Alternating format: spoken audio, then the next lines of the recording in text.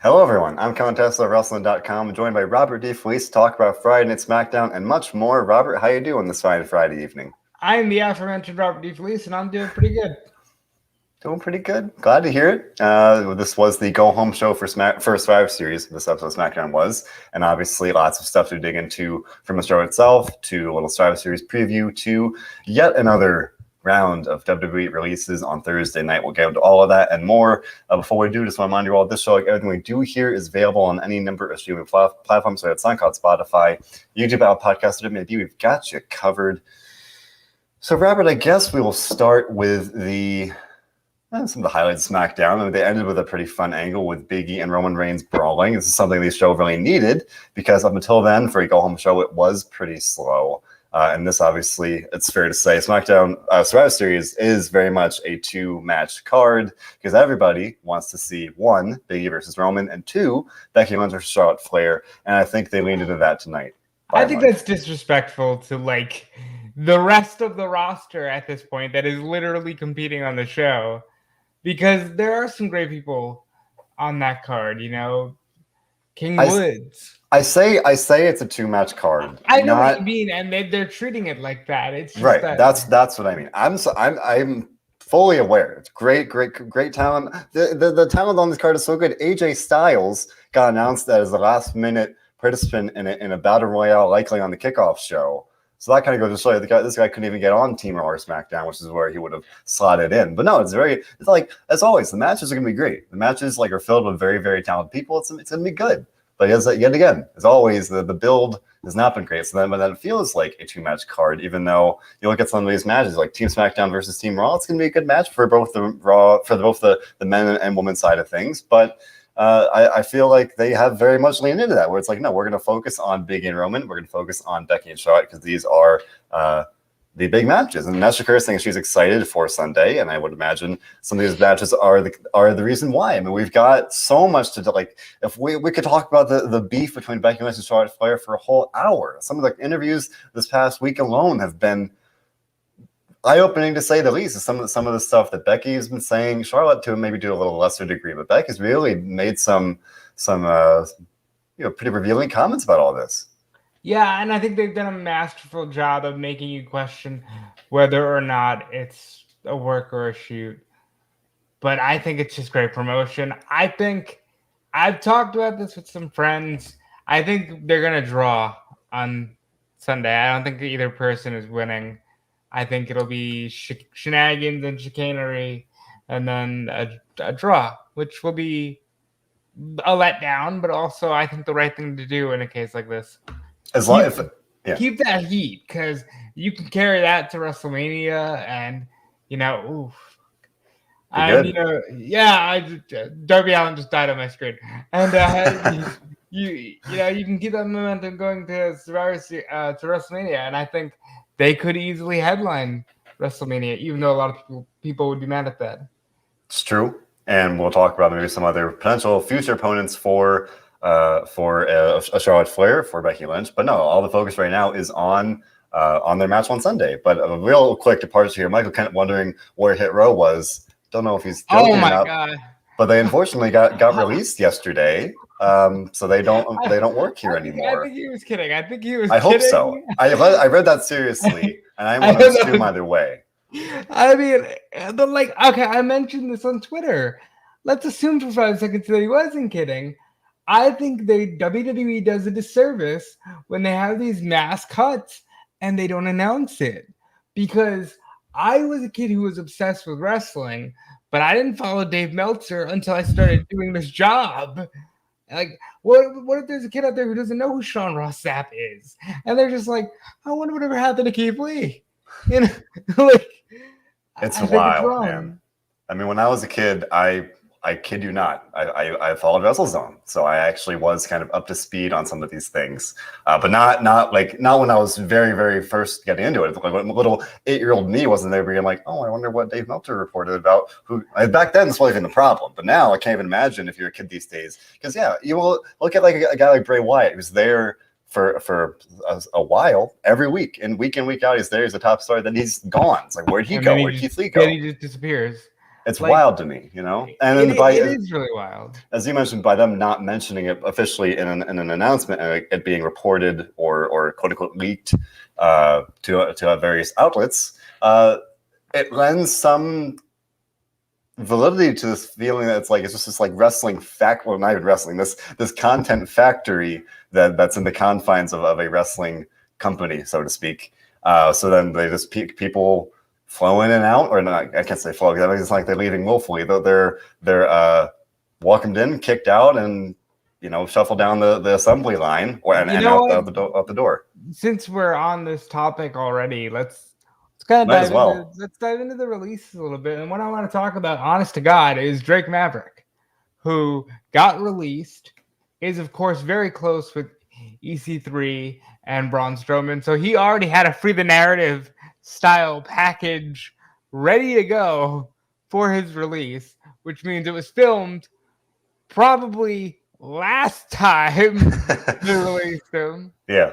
And John Cena, other people commented too, but John Cena, who has never publicly commented on releases, especially recently, because why would he? Right. Said, hey, you should watch this. This is a great, powerful message from a very talented performer. And then Naomi commented saying, I feel every word of this. It doesn't feel like the WWE universe is very much a family. No. At least not in the company sense. You have people that are friends. People that are like their coworkers. Kayla Braxton, I saw she tweeted that like she found out about the news. That was so sad. She's like, "Oh, I went to sleep early last night. Right. I woke up and just found out everybody got released." It's just terrible, And Drake Maverick is you look at some of these stories. Drake Maverick, you mentioned he got released last year, gets brought back as part of a storyline. Then still, you can say, wait, well, about the 24/7 division, he's still on TV, he's still, on the show, and then just gets released. And then Hit Row definitely seems to be the biggest shocker. And that's just saying that she said on the Tuesday show that they'd go back to NXT maybe, but never would have thought they'd be released. Granted, they haven't done a whole lot since they've been on SmackDown. They were part of seemingly this beginning of a feud with Sami Zayn, or then last week it was Jinder Mahal. That didn't go anywhere, obviously.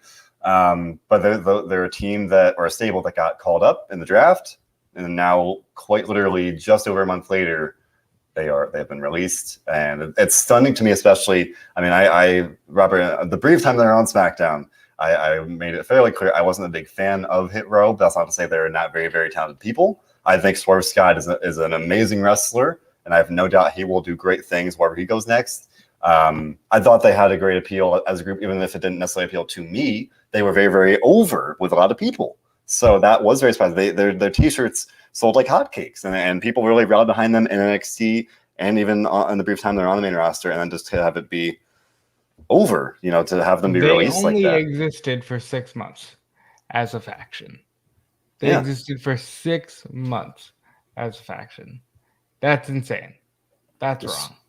Crazy. Thank you for DJ for having the list right here. It was John Morrison, Drake Maverick, Hit Row, also Tegan Knox, Shane Thorne, or formerly Slapjack, and Jackson Riker. So definitely some noteworthy names, with Nesha noting that Tegan another one, a wild story. She battled 3 ACL tears, some like major injuries and comebacks. I don't know how they let her go. I don't know how they let her go. And this girl got 3 ACL injuries for you, and you don't even have the damn decency to book her in a championship match at least once. What are you doing? What is happening? I don't know, man. John Morrison, for me, that's a more nostalgic one. When he came back, I was very hopeful he'd do great things. He had a good run with the Miz, and then just didn't really go anywhere. They kind of didn't have a culmination to their. Like they started something. Miz went on to be with Dancing with the Stars, so then Morrison was left in limbo, and that's horseshit too, by the way. Like I don't know, but Morrison is perhaps the most offensive because this dude was just out here at WrestleMania taking Canadian destroyers for Bad Bunny, and you just let him go. Like, fuck! What do you do? What is this? Okay, look. for every one of those, I can look at it like a Jackson Riker and say, well, the last thing I recall him doing was defeating Veer on main event, and one of those two is getting a promo package for a build, and it's the one who's losing to the guy who got released. I don't know what this company is doing, is what I'm saying. No I don't clue. know what's happened. There used to be like logic. Some of these releases used to even be rooted in logic, like, oh, well, they haven't used Yoshitatsu in 2 years. I guess you can let it go. But like, this is just like, oh, hey, remember Hit Row? Remember how we called them up and then we made them like a huge part of the draft? Fired. And that makes it very, very, very hard, I think, especially for any quote unquote casual fan or someone that's kind of just watching the show, but not necessarily rooted in as much of the behind the scenes things. You see this act, they get drafted, they get called up, they get some TV time, and then they're gone. How are you supposed to like invest in anybody when it feels like this point, especially maybe more than ever now, I would say. It's like no one's safe. No one's safe. You never know when another round's going to happen. And we never speculate about who's next, but you never know who's going to be next. Like, nobody know. If you asked me a month ago, I would not have said a guy like Keith Lee, Karrion Kross, any of the people. You never know. Like, you never can see these things coming. Again, who are getting airtime. It's not like, Shane. Okay, like let's look at a guy like Shane Thorne, and we can say, all right, he all but disappeared after Retribution. Kind of okay. If you're gonna let go of somebody, that makes sense. I'm not happy that he lost his job, but that at least is rooted in some kind of, well, they weren't using him. Morrison? You're going to let go of Morrison? You're going to let go of legitimately one of the best guys you have so he can walk on to Impact? So he can be Johnny Elite and just go and have killer matches with Sammy Guevara or, Andrade, who you let go in February, by the way, because that was this year too.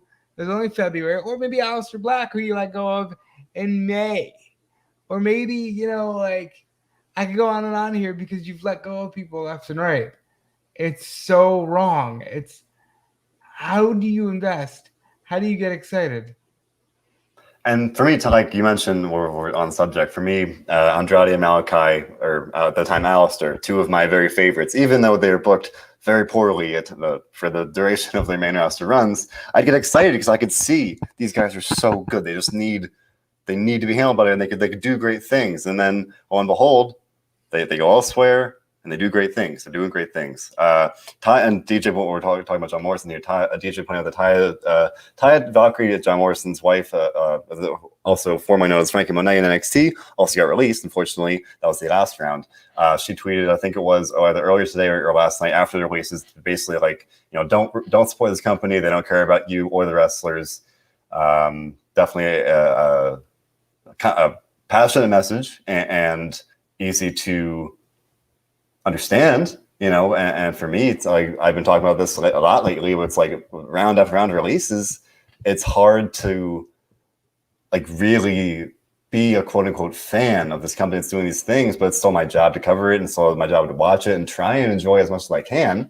And there is an interesting dividing line there where it's like these people that I like, these people that I think are very, very talented, don't get the opportunities I think they deserve, and then they get released kind of coldly like this. I mean, obviously there's also the narrative that this was right before Thanksgiving / the holiday season in general. So that really sucks. So again, Morrison and Valkyrie, husband and wife, like now their whole family's out of a job. And granted, they're likely get paid for the night compete, but still, it's a really crappy like way to start the holiday season. And I'm sure that goes through any of the people that got released. And so the look at the human side of it, it sucks all around, It's a rough time. At the same time, you look at it and you go, man, in February, Morrison's going to kill it if he wants to continue wrestling, because maybe some of them don't, Right.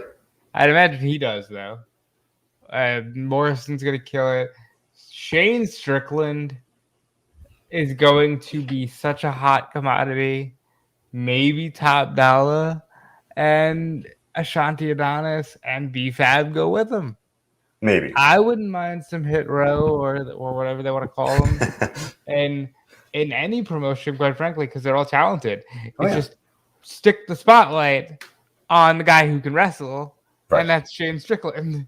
Yeah, that was one reason why I didn't necessarily get behind him as much in NXT on the brief time they're on the main roster. It's like they kind of lost that emphasis on, hey, this is an amazing wrestler, and that's what I more want to say. Like, no, he's great, and like I said earlier, very much sure that he'll be on to doing great things. Now, knowing that Top Dollar had tweeted, I think earlier today, some response to being released. He tweeted 89 days, so of course that's a reference so he had to. done like a whole rap where he basically said AEW, ROH. I don't think he's up to date on the ROH news.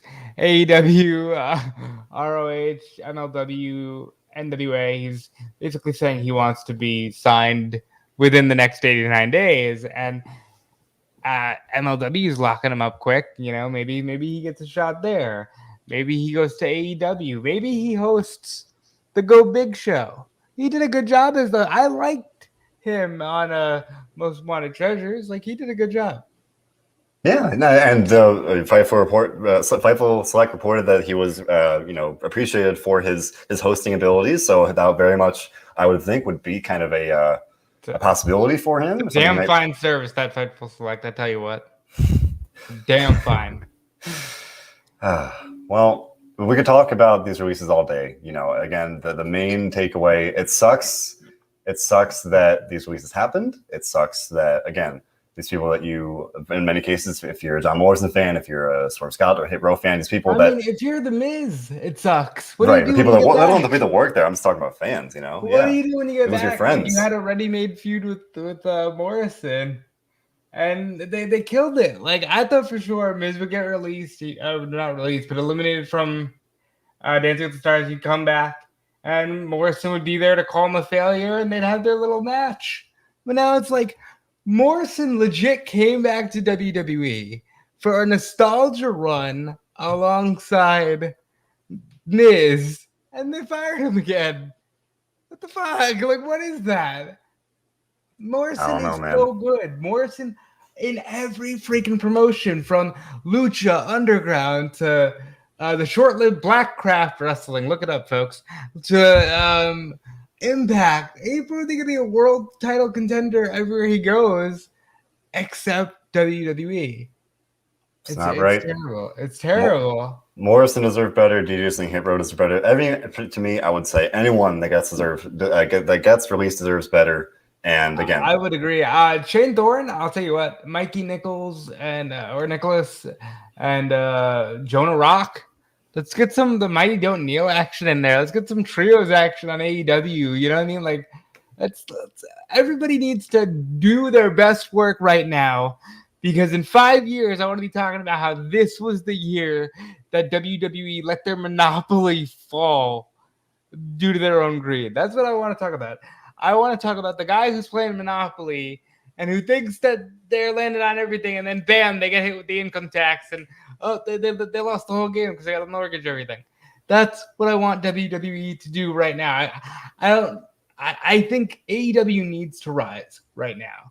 All these promotions need to rise right now, because it's clear that the greed has gotten out of control. Yeah, and again, every single time there are releases and everything, always report that it was due to budget cuts, linked budget cuts, or it was for the bottom dollar, the bottom line. It's about the business, and again, you can't necessarily. You can't obviously. You can't. It's the way. If that's the way they want to run the business, like, that's on them. I don't agree with it. It's disingenuous to say budget cuts, right? Because, like, again, all the resources out there, they're making profits. They're doing great, record profits, even despite of the majority of this year itself, with the pandemic still raging on, and then they return to live shows. So I think it will be a very interesting time next year for WWE, for the wrestling scene in general. A lot of these people, they are released from the main roster. They won't be able to really get back out there until February. So come 2022, the open market's going to be a crazy thing. It's not a bad move. Like, imagine that Casino Battle Royale next year. Imagine that, whatever Impact is doing, or MLW, who's always looking to bring in new people. It's going to be a top-notch time. Yeah, and now she mentioned earlier that you mentioned Ring of Honor a minute ago. Unfortunately, that is at least temporarily Well, they're on hiatus. On hiatus. We don't quite know exactly what's going to go down there. Still a sad change in that regard. These things are changing. I mean, another thing, Herman mentioning that WWE fired practically half the roster. The Triple H signed. That is there's something there, isn't there? There just is, and I don't want to like over speculate, but it sure seems like the Triple H era of NXT is all but dead and gone. Oh, it is. It is, and that's right down to like the very end of it, like Hit Row. Yeah, especially now, Johnny Gargano and Kyle O'Reilly, the contract's coming up. We don't know what's going to happen there, but again, all these releases, you never know who's ever thinking what. But if I'm them, I'd be like, why would I stay? Like, you're gonna fire me anyway. I have to imagine that Kyle O'Reilly is gonna go and join his Undisputed Bros in All Elite Wrestling. Listen, if Johnny wanted to stay for the financial security, I'd be like, no. I want it written down on paper that I will be like a coach, and you can't fire me. I have a kid on the way. You cannot fire me. Because they're not above firing pregnant women. Look at Maria. Like, wild, man. It's wild. For me, Johnny is in this case because I'm a big fan of Johnny Gargano. And, it's one of those cases where, like, I want him to be here. I want him to be doing great things in WWE or NXT or whatever. I mean, at this point, I have no qualms about having more reasons to watch All Elite Wrestling over WWE. And here we are doing a SmackDown show. So with that, we will move back into the SmackDown. I mean, but we can talk about like what do we like about SmackDown? Xavier Woods, who the poor man had his heart broken, having to read on the air on Attack of the Show that people are getting fired. That's one of the most heartbreaking clips I've seen in such a long time, and that's what we like. And Woods has got to be bulletproof, but even Woods, they're treating him like shit because they're not paying him for up, down, down. What is that? Like, what is going on with this company? It seems to be by all. Again, I look at this 100% from the outside. This is just the way my observation of everything we are seeing. It's just all about the money. Whether that's these releases or the report they're not paying Xavier Woods for up, down, down. A widely successful show or channel, whatever you want to say. That's all it's about. And again, there's very much this shift from being a wrestling company being I don't know if they were ever a family of a company, but especially kind of leaning away from that. That's what it is. And that's the reason why it's like hard to kind of like, again, be a full fan. It's like, it doesn't feel like a family or whatever. It's like, it's a business, and there's something to be said for that. And I think that's where we're at now. But and where we're at now is time to review tonight's episode of Friday Night SmackDown. Let's start with DJ saying that Sasha and Sasha and Shotzi having a match is so like I'm gonna slip up because like they sound so similar. So Sasha and Shotzi. Yeah, you already did it right there. Sasha had a fantastic match according to DJ, and I would agree it was a very, very good match. Again, I said our last show, and just my general thoughts. Shotzi still feels like she should be a babyface. I'm not really digging it, but in ring wise, I think she's on a great run. She's really establishing herself on SmackDown as this new face. I thought it was interesting. Michael maybe saying she was buried here. I don't know if it was buried, but I thought it was a little surprising she lost. And then not only that, as always, everybody always likes to do the post match. Oh, but they got the one up on their opponent, so it's fine. Their heat back. So but she got backstabbed quite literally and left lying. So she went out definitely not looking like a new breakout star or anything. I thought this was a very good match, though. Could have done without the pre-match promo. Shotzi tried to call Sasha a bitch. Sasha cut her off. Got to use the B word instead, because that's when you know the feud's serious. Well, my favorite thing about that is she tweeted that. Yeah, exactly. On Monday. Exactly. Yeah, like on Monday when they did that with the Raw women, she tweeted, "Oh, well, it's not a feud until somebody gets called a bitch."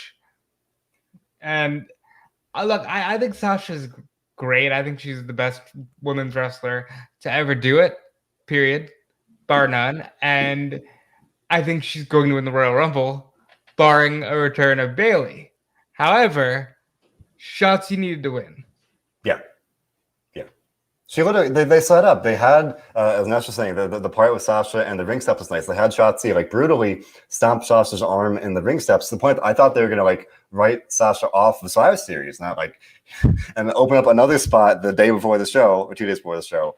And that was just part of the match, obviously. But then to have Sasha still win, I thought definitely was a bit of a, an interesting choice. When I thought with Shotzi winning, you could have very easily established her as a real kind of force to be reckoned with here. Even with the champion right now being Charlotte, you don't always need to have like your top players be the champion. She could be the top, the number 2 heel, and I feel like that's where she's going anyway. But to have Sasha win, and then, like I said, to have Shotzi get left lying afterwards, it's like not the best look. There was a chance to kind of really establish her, and I thought they kind of missed on that one. Yeah, I don't trust them because 2 months ago she was teaming with Tegan, so whatever. Right. I'm just glad she has a job because Shotzi deserves it. Yeah, no, Shotzi's great. I think. Boy, that really has you tripped up. You can't say it right. I can't. I didn't think it was such a problem, and then here I am talking about it, and I was even like, oh my gosh. They have last names. We go to switch to Banks and Blackheart. Well, I can't remember because that's technically not their last name. It's just Shotzi, just like it's just Angel and it's just Humberto now. They chop these people's names in half, and we've got to treat that. That's like all right though. They joined the Lost Names Club, and Cesaro hands them snacks. It's great. I love it. You mentioned Bayley Emmanuel. Herman's asking it's when Bayley returns, but Bayley will be back. She's healing from an ACL injury. By all appearances, she's just literally recovering. So Herman asking, will she be a face or a heel? It's a good question. There's a lot of money on the table to be had with her still as a heel, and it'd be kind of jarring to ever come back as a face. But then once she does come back, more often than not, when people come back, they get cheered. It's like, oh, hey, you're back. We missed you. And it's an easy way to have that turn anyway. Not always, but by and large, like that's just kind of the way it goes. And then you kind of have to work to get them to get booed again. So maybe they might take the easy path there and have her be a face. But right now, who even knows? That's a long way away.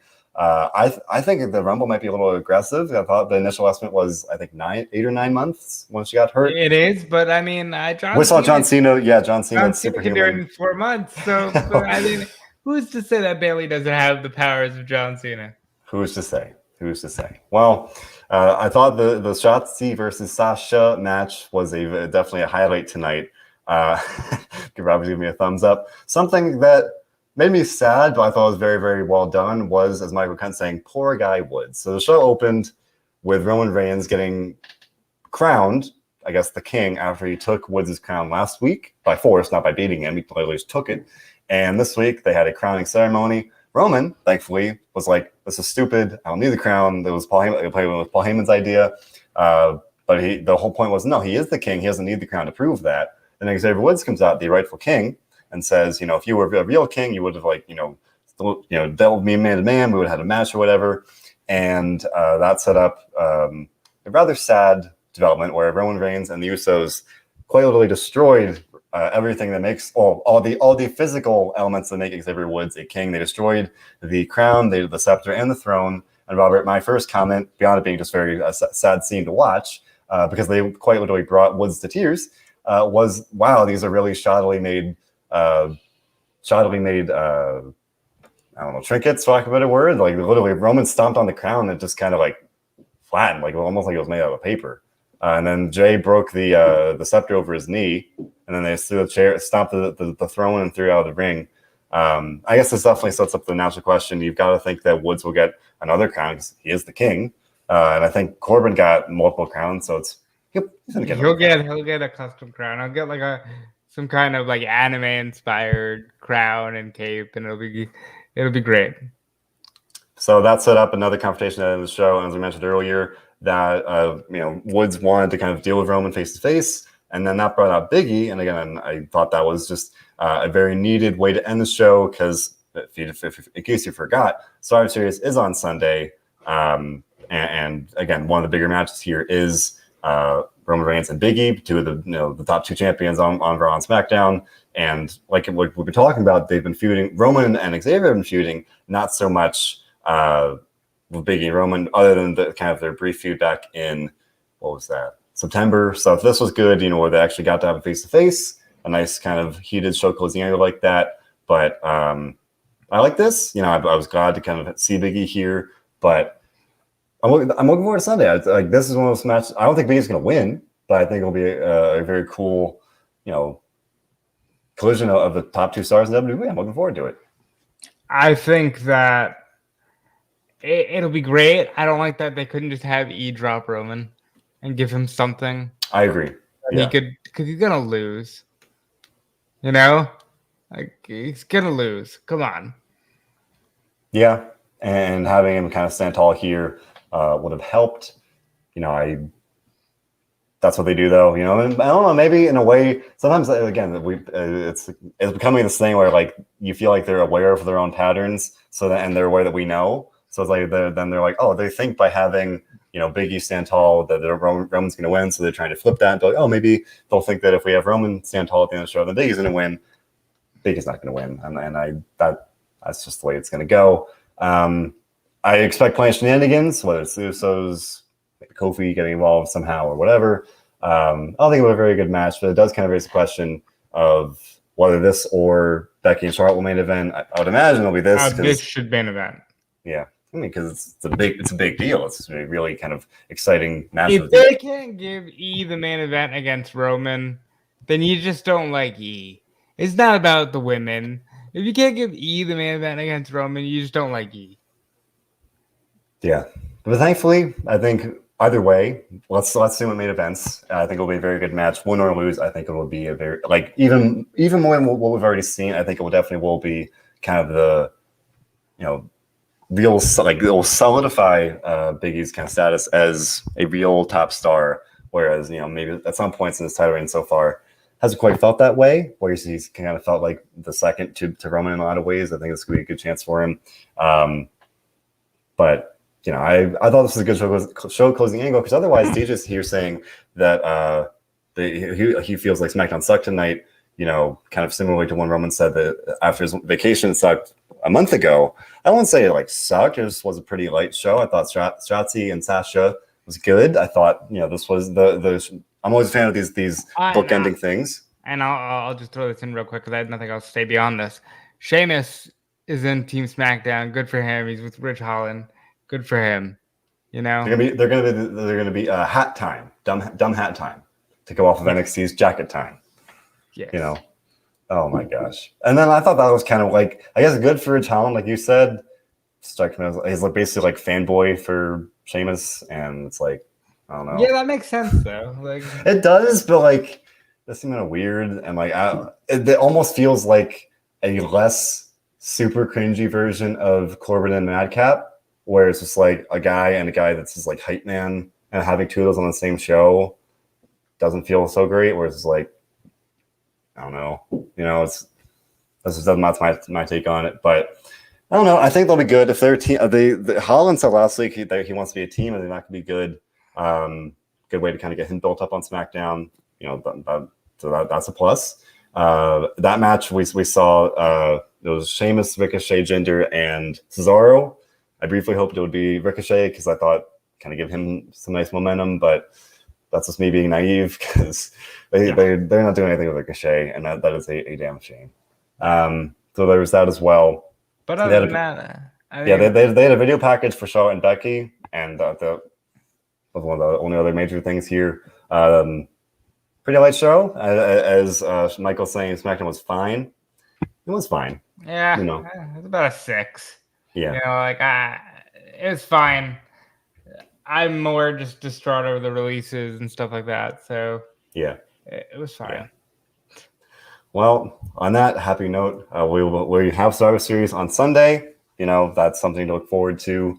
Again, the builds as always not so great. The shows usually are very good. Oh, I didn't get my rating. I would say probably 6 as well. I thought the Roman and Wood stuff was good. So it was fine. It was not a bad show, but we're going home for supposedly a big pay-per-view. You hope for better. Not just saying at 6.5 as well, 6.7. So people kind of maybe probably in agreement that's below average, but we're getting 2 from DJ, guys.